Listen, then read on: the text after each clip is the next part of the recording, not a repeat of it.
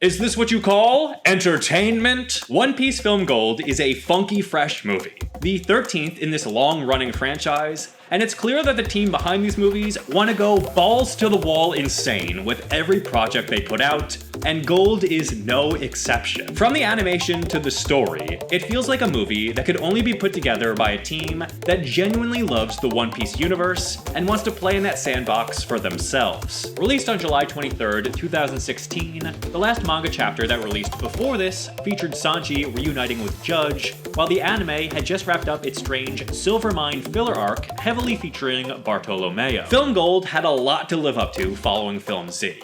And while I don't think it quite matches the excellence of the previous movie, Gold is still a damn entertaining time that is defined by its unique setting, antagonist, and a fresh spin on the typical One Piece formula. Right from the jump, it's clear that more than anything, this movie was designed to be a crowd-pleasing good time. Film Gold is a spectacle first and foremost that is not meant to be taken too seriously. It's designed to wow the viewers with its stunning set pieces, beautiful animation, and yes, this movie is all in on the TNA, which fits the setting of this giant entertainment island made of gold. The movie kicks things off by showing the main villain, Tesoro, right away.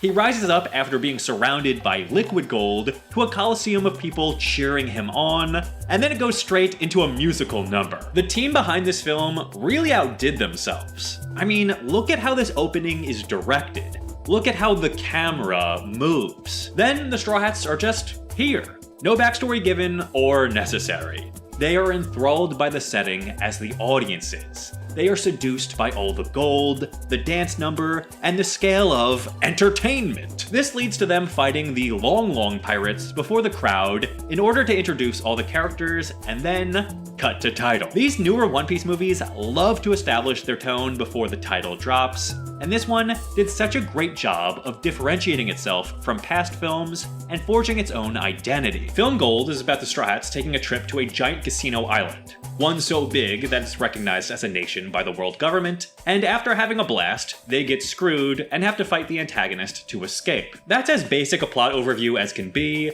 but if I had to hone in on what makes this film work so well, I'd say it's two elements: the design of the setting, and the complexity of the character relationships. The entire first act of this movie is really just a showcase of the extravagance of this entertainment city, where everyone is having a good time. Grand Tesoro is essentially a golden 1950s Las Vegas on mega steroids times a million, and I loved the vibe. There are old-fashioned turtle-powered cars that you can race for money.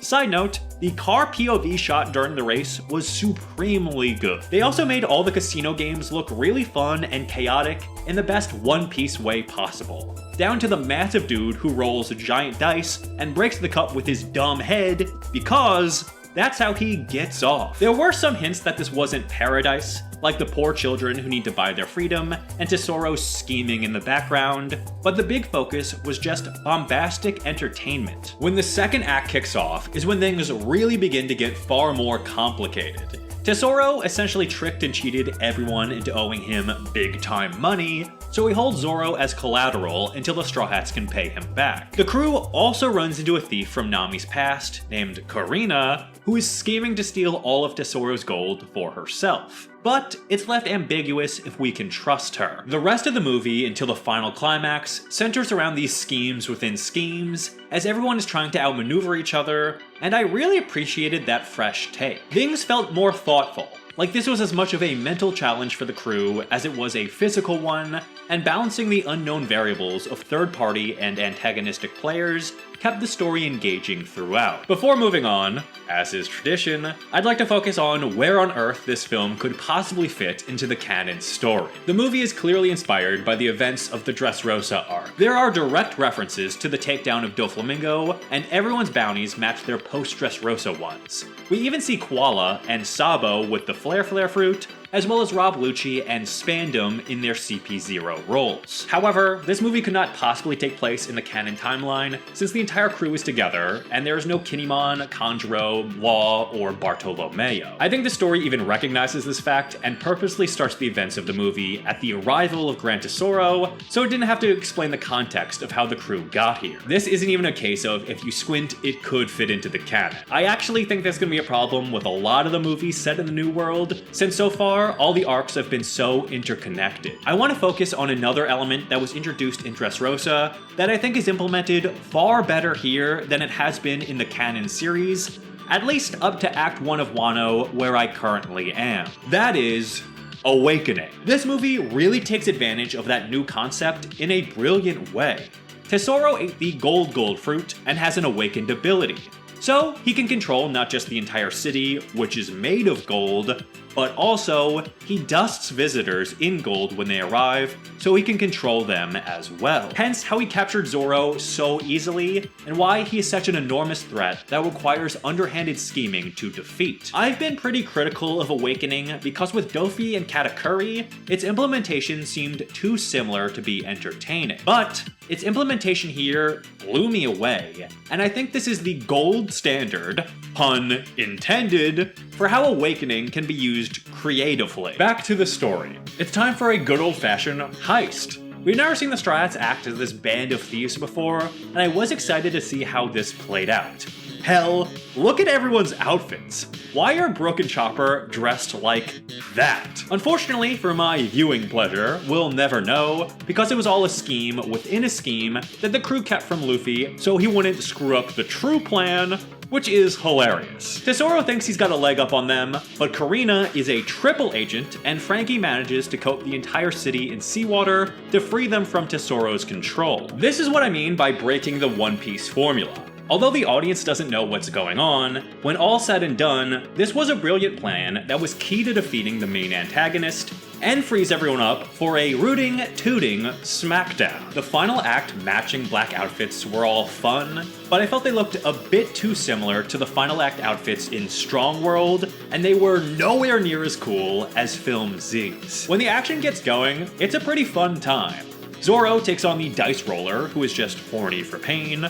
Robin and Sanji easily capture the big-headed freak, and Brooke, Usopp, and Chopper have a really awesome battle with the Unluck Lady, whose powers are so entertaining to watch in action. Of the henchmen in all these movies, I actually think these three had the most personality. But the star of the show, the man who demands to be the center of attention, is of course Tesoro, and I think he's an interesting main antagonist. His personality was captivating throughout the story, although we didn't know much about him until the end, when we get a pretty brutal flashback montage. He had an abusive home life. The woman he loved was bought as a slave for the Celestial Dragons, then he himself became a slave that later escaped. It was just a real quick injection of sympathy that told us everything we needed to know about how he came to be the man that he is. I appreciated the little nods throughout the story, and the slight recognition by Tesoro himself that he's become just like the Celestial Dragons who enslaved him. He even goes so far as to call himself a god. That's an interesting arc for him, being shaped by his victimizers into becoming the very same thing. Anyway, he goes Mega Gold mode in the final battle, and I thought it was refreshing to see an absolutely massive, essentially robot, be the last act villain.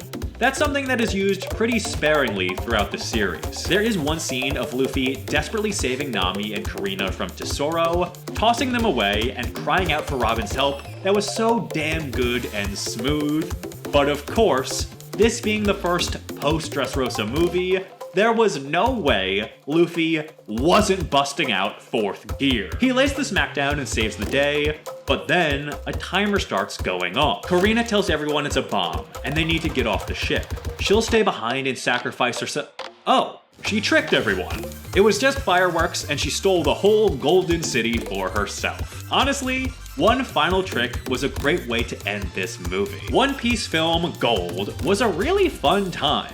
Much like the main villain, this is a movie that is focused first and foremost on entertainment, and you can feel that in every nook and cranny. I also loved how Nami's past was utilized in a concrete way, and she was given a bit of an arc with her relationship to Karina, But I will say that probably the biggest con of this movie for me is how manipulative the flashback reveal is. Initially, when Nami reflects on how Karina can't be trusted, the flashback stops right before it shows us why she can be trusted, which really means Nami's suspicions of her were misplaced throughout the entire movie. I enjoyed the character of Karina, I just felt that could have been handled better.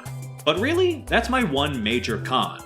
Oh, and of course, not enough screen time for Spandam. On the scale of mid-2010s out-of-canon anime movies, One Piece Film Gold is a 9. I really enjoyed this movie. It knew what it was and stuck to its guns for 2 hours straight, and I can't fault it for that. What did you think? How does it compare to Film Z or Strong World? Let's talk about it in the comments. My review for movie 14, Stampede, will be out next week, so I hope to see you then. Special thank you to my patrons who are so badass they learned scuba diving just to punch sharks in the face. And thank you for watching this whole thing. I really do appreciate it. But until the next time, I'll shut up.